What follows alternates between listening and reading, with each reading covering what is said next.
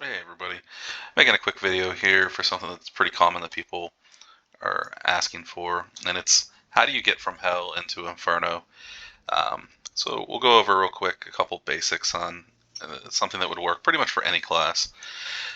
So the first thing you want to do is open up the RuneWord or the Wiki Google document that they've made, and I'll put a link in the description for it. So go to the weapons section, and then whatever your class needs as far as damage type, right? So if you're a white mage, it would be magic. If you're a plague doctor, necromancer, poison, um, and so on and so forth. But whatever the specialization is for it, and take a look through the list of weapons and find a few that basically would meet your damage type that you're looking for. You can look at a build guide if you'd like and go for the weapon that they have listed, but a lot of times the build guide is going to have the best in slot, which might be a very expensive item. And really, if you're just trying to get into Inferno to be more efficient at farming, you want to buy any weapon that's the right type for your build and then start upgrading it because it will get you into Inferno and unlock a whole lot of options for you as far as farming. Now, so once you have the weapon you have that you need for your build picked out, then eventually the game should have the marketplace back, which is right here, and you can go here and just look for the weapon and see what it cost. Or in the current state of the game, go into the Discord, into the trade channel, or use the search feature in the top right of Discord and search for the weapon and see what other players are looking for or selling it for. In most cases, you can find a weapon that someone will probably sell to you between 25 and 50k or 50,000 rubies, which is pretty easy to get. So just go into hell, open the hardest you can do. It doesn't really matter if you're on 1 or 5. And then just rush to the boss and kill it, right? A tip for when you're looking for to move right to the next floor as soon as you pop in is just kind of stick along the edge. That's pretty much where all the portals are typically going to be, is at the edge of somewhere on the map. As long as you follow that along, you'll get there pretty quickly within probably about 20 or 30 seconds.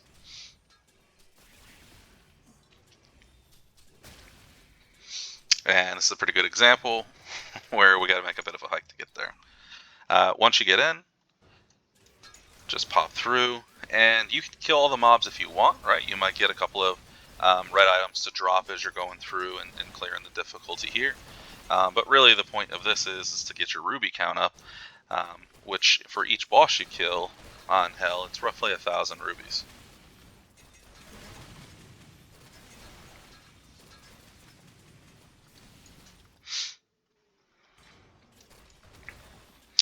Now, one of the reasons why I said that it doesn't matter if you do on Hell 1 or Hell 5 is pretty much right.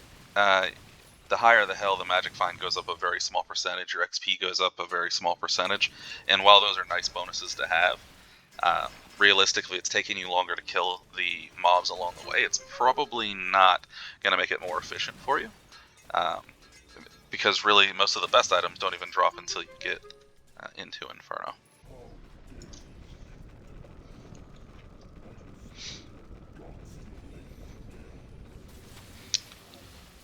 And just like that, once this finishes dropping, you'll see here a little bit over 1,000 rubies. So you do this for 20, probably about 25, 50 times, depending on how much your weapon needs. But that's a pretty much guaranteed way that you get the weapon. Once you have the weapon for the class, you'll want to start to upgrade the item.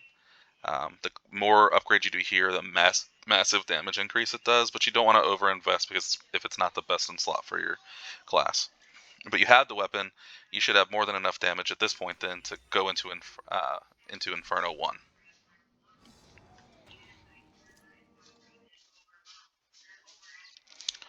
Now that you're in Inferno 1, you've basically opened up the keys to the kingdom, because once you hit Inferno this season, you can start wormholes that don't require keys or any preliminary item, anything like that.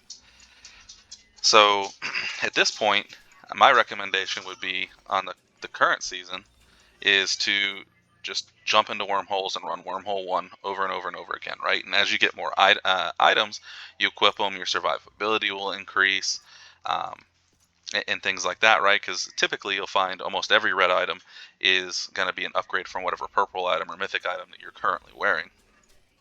And it'll let you start getting red items. Something that I'm going to call out until the marketplace is fixed. Um, you know, you'll want to probably uh, hoard some of the better items and try to sell them on Discord if you can, so that you can turn around and buy the items from other players.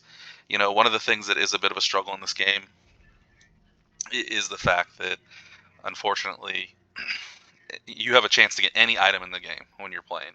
And so the problem with any item in the game means that out of hundreds of items that potentially drop, the likelihood that you're going to get one that you need for your build is going to take a long time to get. So trading is a very important factor in trying to put your build together.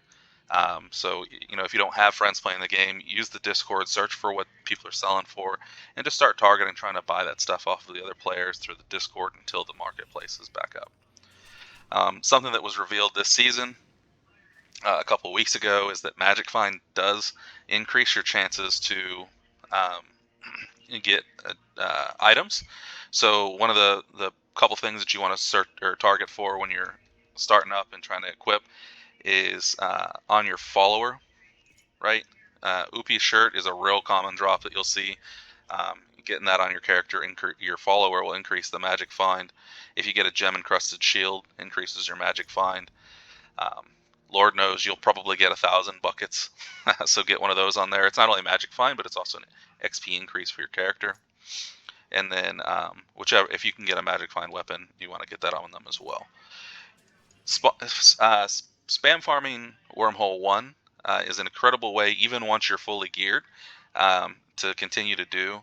You'll get roughly 500 to 700 rubies per run, which once you start getting movement speed on your character, movement speed relics and runes inside of it, you can cruise through a Wormhole 1 in probably 25 or 30 seconds, including killing the boss. So that's 1,200 rubies a minute, which is pretty great. And then you'll have a pretty good chance of getting items, and because you're killing bosses, there's a chance you get a boss rune, which could sell for millions of rubies, along with boss drops, which also sell for quite a bit.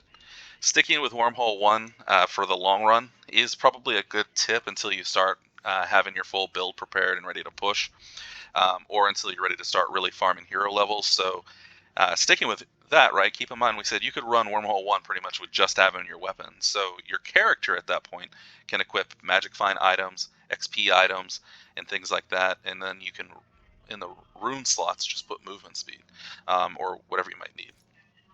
But that's basically it, you guys. This is a real basic one. I know a common question is how do you get to that point, and that's probably the easiest method that I could tell you is for when you're first starting off, and then once you have your build, you can pretty much farm wherever you want, right? A lot of people will start with 4-1 and 4-2 and just farm the boss shrines and potentially get a chaos shrine out of it. And chaos towers were also just fixed in a patch yesterday from when this video is being recorded. And with that, increases your probability to get boss runes and a really amazing couple weapons. But you can see here pretty much at the end of every level on 4-1, 4-2, for the most part, will either be a boss shrine or a chaos shrine. It popped up real fast there, but you get probably about 200 to 300 rubies for that, and you can pretty much clear these two in seconds. So about a minute, I'd say, before clearing both. Decent chance at the Chaos Shrine, which is nice because you can get Uber items.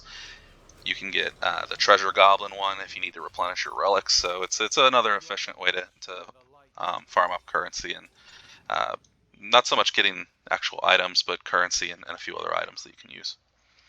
But yeah, sorry, that's pretty much it, guys. I appreciate you watching, and have a fantastic day.